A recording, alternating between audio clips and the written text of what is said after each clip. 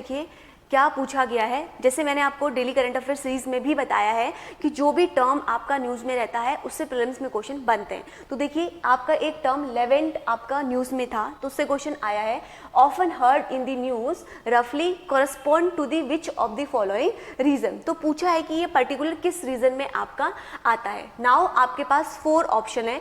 तो इस तरीके के क्वेश्चन जब भी आपके सामने आए ना, जिसमें आपको एलिमिनेशन का तरीका इतने इजीली नहीं पता चलता, अगर 1 और 2 वाले ऑप्शंस होते हैं तो वी कैन डायरेक्टली एलिमिनेट। ठीक है, इसमें आपको थोड़ा सा दिमाग लगाना पड़ेगा, थोड़ा सा मैपिंग करना पड़ेगा। आप ब्लाइंडली किसी में भी तुक्का नहीं लगा सकते। ठीक है, तो देखते हैं पहले ऑप्शंस क्या दिए हैं। Regions along the eastern Mediterranean shore, next है आपका region along the North American shore stretching from the Egypt to the Morocco, next है region along Persian Gulf and Horn of Africa, and last one है the entire coast area of Mediterranean C.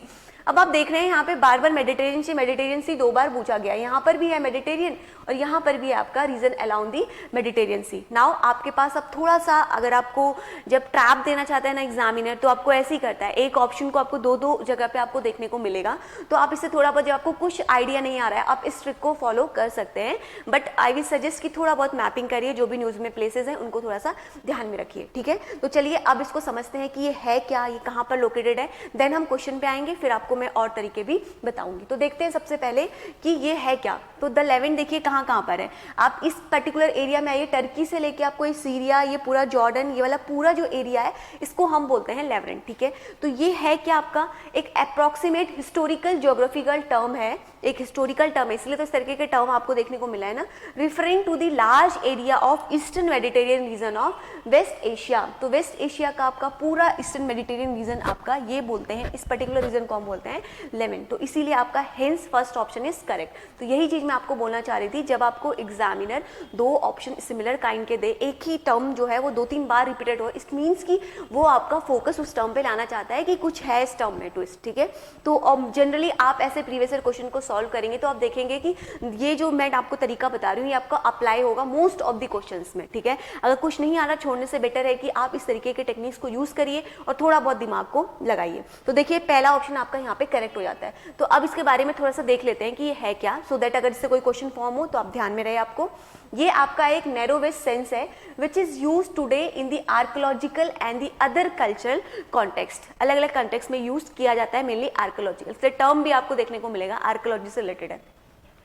It is equivalent to the stretch of land bordering the Mediterranean in Southwest Asia, that is the historical region of Syria, which include present day Syria, Lebanon, Jordan, Israel, Palestine and most of the Turkey, southern west of the Middle यूरोपेट्स। देखिए जो मैंने आपको बताया ये reason, यही चीज़ की वहाँ पे बात करी गई है, टर्की, सीरिया, आपका जॉर्डन, ये पूरा एरिया भी इसमें आता है। ठीक है, वही चीज़ स्टेटमेंट यहाँ पे बोला गया है। तो ये जो है आपका ओवरवेलिंग कैरेक्टरिस्टिक्स है, is that represent the land bridge between the Africa and Eurasia. This is again important term, अगली बार में भी पूछ देगा कि कौन सा ये टर्म जो है ये लैंड ब्रिज की तरह वर्क करता है between the Africa and Eurasia. तो यही टर्म इसका करेक्ट आंसर होगा। तो जो लेवेंट है ये आपका डिस्क्राइब किया जाता है as the cross road of western Asia, the eastern Mediterranean and the north east Africa. तो ये भी चीज़ आपको ध्यान में रखना है। तो अब जो इसका नेम है ना, ये जो है स्टेट गिवन टू दी, कब ये नेम इसको दिया गया है, French mandate of Syria and Lebanon after the world war first, and the term is sometime still use for those 2 countries which became independent in 1946। तो इसका हिस्टोरिकल वो है, रीजन है इसको नाम देने का भी। ठीक है, एक इसी तरीके का आपको सिमिलर टर्म देखने को मिलेगा अल मरकजी। तो ये क्या होता है, जिसका मीनिंग है इंग्लिश में वेयर द सन राइज। तो ये कहाँ पे एग्जिस्ट करता है, अरेबिक में। Along this term refers to a border geographical region. ये टर्म भी आपका एक पर्टिकुलर बॉर्डर ज्योग्राफिकल रीजन को ही डिनोट करता है। ठीक है, तो इस क्वेश्चन को जो हमने सॉल्व किया उसमें आपका कौन सा तरीका यूज हो रहा है, जो मैंने आपको स्टार्टिंग में बताया था कि आप यहाँ से थोड़ा ध्यान में रख सकते हैं कि मेडिटेरियन दिया है, तो यानी कि कोई इसमें से ही करेक्ट आंसर होगा। ठीक है, चलिए अब देखते हैं दूसरे क्वेश्चन का एक्सप्लेनेशन और क्वेश्चन। देखिए ये क्वेश्चन तो हमने क्वेश्चन सीरीज में भी डिस्कस किया है, जो मैं आपके साथ डिस्कस करती हूँ डेली करंट अफेयर्स। तो देखिए बताया है कि कौन सा इसमें से जो है वो बॉर्डर है with the Afghanistan. This is very easy question. Central Asian countries है Azerbaijan, Kazakhstan, Tajikistan, Turkmenistan and Uzbekistan. तो आपको यहाँ से सेलेक्ट करना था कौन सा करेक्ट आंसर होगा। तो अगर आप इसमें एक दो ऑप्शंस को भी एलिमिनेट कर देते, आपको सेंट्रल एशियन कंट्री पता होती, तो डेफिनेटली आप इस क्वेश्चन को बहुत इजीली आंसर कर सकते थे। तो और अफगानिस्तान न्यूज़ में था बिकॉज रिसेंटली तालिबान ने वहाँ पे, कुछ टाइम पहले तालिबान ने वहाँ पे अपना रूलर स्टार्ट किया था, तो उस वजह से ये बहुत टाइम से अफगानिस्तान न्यूज़ में था। तो आजकल जो है यूपीएससी पिछले 1-2 साल के करंट अफेयर भी पूछ रही है, तो प्लेसेस में था, तो इसलिए यहाँ से डायरेक्टली क्वेश्चन बन गया। तो अब देख लेते हैं, अगर नेक्स्ट टाइम बने तो आपको ध्यान में रखना है, ये है आपका अफगानिस्तान। तो अगर आप इसकी बॉर्डरिंग कंट्री देखेंगे तो सारी तजाकिस्तान तान वाली कंट्री मिलेंगी आपको, सारी की सारी। देखिए तो तुर्कमेनिस्तान, उज्बेकिस्तान जहाँ पे भी आ रहा है, कजाकिस्तान, तजाकिस्तान, उसके बाद ये तजाकिस्तान हो गया आपका, इधर आपको पाकिस्तान, ये सब आपको देखने को मिलेंगी, तान। इस तरीके से भी आप इसको याद रख सकते हैं, ठीक है।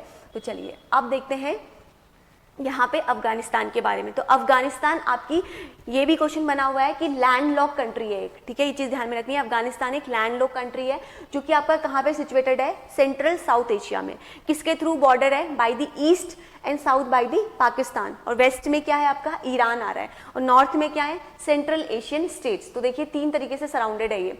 अगर आपको मैं यहाँ पर दिखाऊं मैप में, तो देखिए ये आपको उधर आपको ईरान से सराउंडेड मिलेगा, इधर आपको पाकिस्तान से, ऊपर आपको देखने को मिलेगा सेंट्रल एशियन कंट्री से। तो डिफरेंट साइड से, डिफरेंट उससे सराउंडेड है। तो अब यहाँ पर देखिए सेंट्रल एशियन कंट्रीज स्टेट में कौन कौन से आते हैं, तुर्कमेनिस्तान, उज्बेकिस्तान, तजाकिस्तान। तो हेंस आपका 3 ऑप्शन जो है वो क्या हो गया, करेक्ट हो गया, ठीक है। It also has a short border with Xinjiang, मतलब चाइना के जिंग जो प्रोविजन है वहां से भी इसका थोड़ा सा छोटा सा बॉर्डर लगता है। At the end of the long narrow Wakhan, जो वहान कॉरिडोर है वहां पे, in the extreme north east, एकदम नॉर्थ ईस्ट वाले एकदम एक्सट्रीम इसके रीजन में जाएंगे। यहाँ देखिए एकदम नॉर्थ ईस्ट, ये रहा आपका एकदम इसका एक्सट्रीम नॉर्थ ईस्ट रीजन। तो यहाँ पे चाइना का एक पर्टिकुलर छोटा सा रीजन भी इसके साथ बॉर्डर अटैच करता है, ठीक है। तो ये इसकी पूरी बॉर्डरिंग कंट्रीज हैं जिसके साथ ये बॉर्डर शेयर करता है। तो अगर हम अफगानिस्तान की और डिटेल में थोड़ी सी बात करें, तो Afghanistan can be divided into the central highland and northern plane and south western plateaus, ठीक है। तो जो ये कंट्री है इसके टॉल माउंटेन्स हैं एंड ड्राई डेजर्ट है, both covering the most of इस लैंडस्केप। यहाँ पे आपको बहुत बड़े बड़े माउंटेन्स देखने को मिलेंगे एंड ड्राई रीजन भी देखने को मिलेगा। तो जो यहाँ का समर है वो हॉट होता है एंड ड्राई वेयर होता है, जबकि विंटर जो है वो एक्सट्रीमली कोल्ड होता है, specially in the north of Hindu Kush mountain. तो देखिए कंडीशंस, क्लाइमेटिक कंडीशंस कैसे यहाँ पर चेंज होती हैं।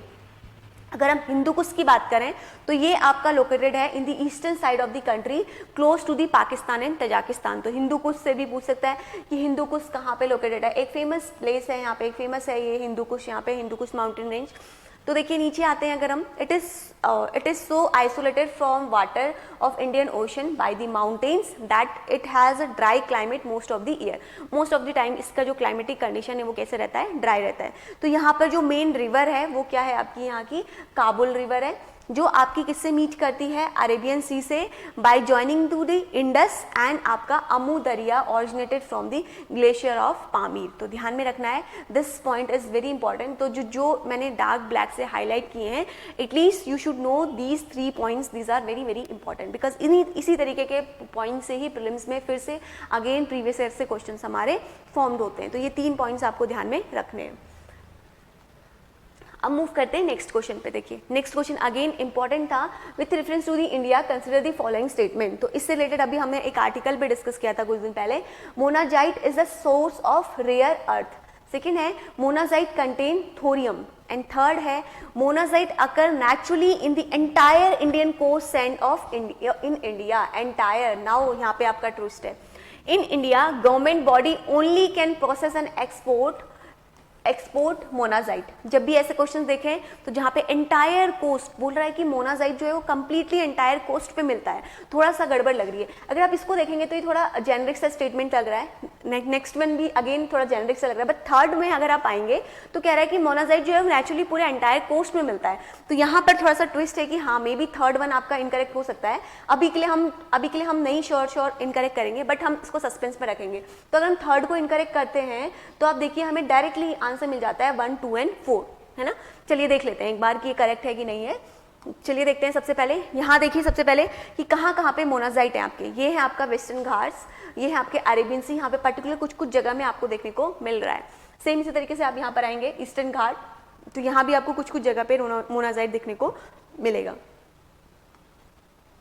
तो जो मोनाजाइट है आपका, ये आपका एक बीच सैंड मिनरल है जो आपका कंटेन करता है रेयर अर्थ। जो फर्स्ट स्टेटमेंट था जैसे कि लैंथेनम, केरियम, परसोडियम, नियोडियम, ये सब इसके एक रेयर अर्थ हैं जो मोनाजाइट कंटेन करता है। तो मोनाजाइट आपका एक रेडिश ब्राउन कलर का फॉस्फेट मिनरल है जो आपके रेयर अर्थ मेटल को कंटेन करता है। तो फर्स्ट वन हमारा क्या हो गया, करेक्ट हो गया, ठीक है।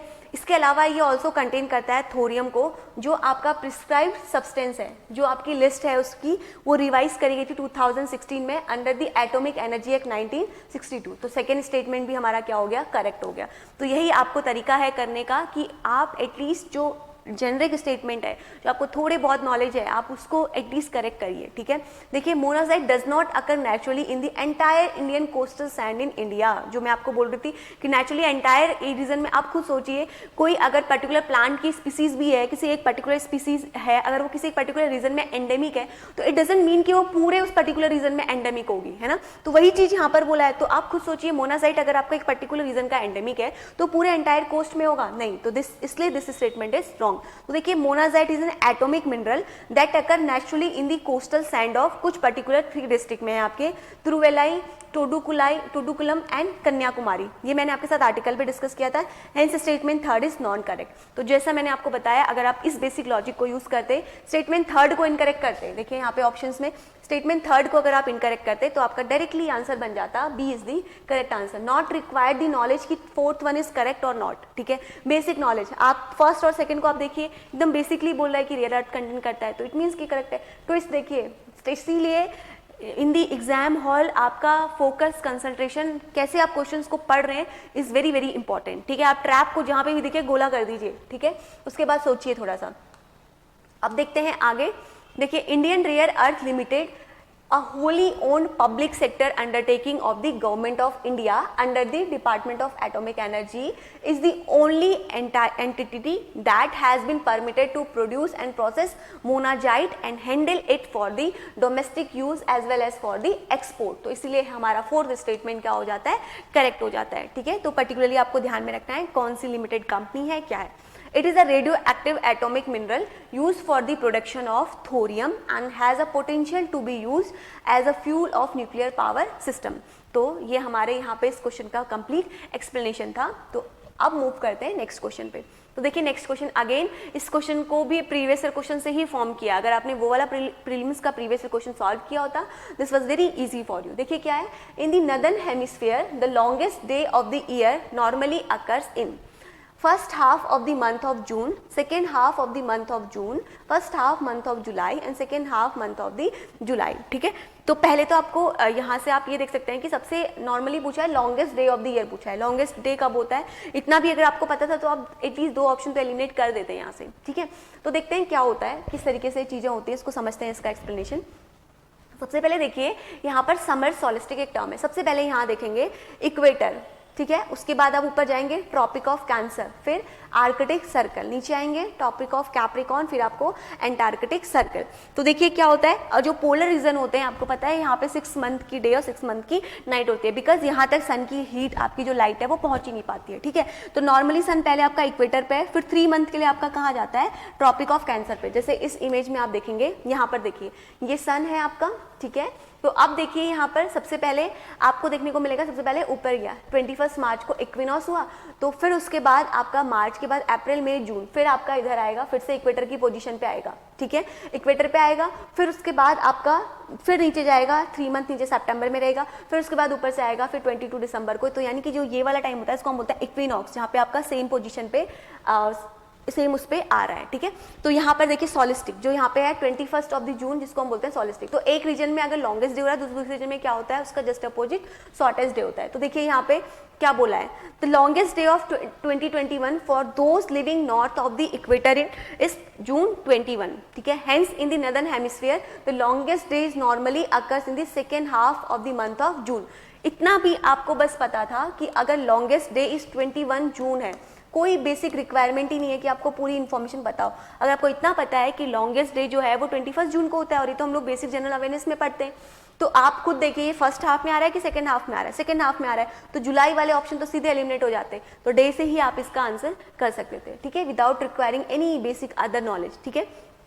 अगर हम टेक्निकल टर्म में बात करें तो इसको हम लोग बोलते हैं समर सॉलिस्टिक, जो कि लॉन्गेस्ट डे होता है इन दी समर रीजन में, जो आपका अकर करता है जब आपका sun is directly over the Tropic of Cancer and more specifically over the 23 degree half in northern latitude, ठीक है, एकदम सन उसके ओवर हिट होगा ट्रॉपिक ऑफ कैंसर पे। तो यहाँ पे अब मूव करते हैं, अब देखिए कुछ और चीजें यहाँ पे बोली गई हैं। ड्यूरिंग दी सॉलिस्टिक क्या होता है आपका, earth axis around which the planet is spin completing one turn each day is tilted in the way that the northern poles is stripped toward the sun and southern pole away from it. एक part अगर सन की पास आएगा तो दूसरा part क्या होगा, सन से away दूर दूर जाता रहेगा, इसलिए एक रीजन में गर्मी होती है, दूसरे रीजन में क्या होती है, ठंडी होती है। This day is characterised by the greater amount of energy received from the sun, ठीक है। According to the NASA the amount of incoming energy the earth receive from the sun on its day 30% of higher and at the north pole than the equator, ठीक है।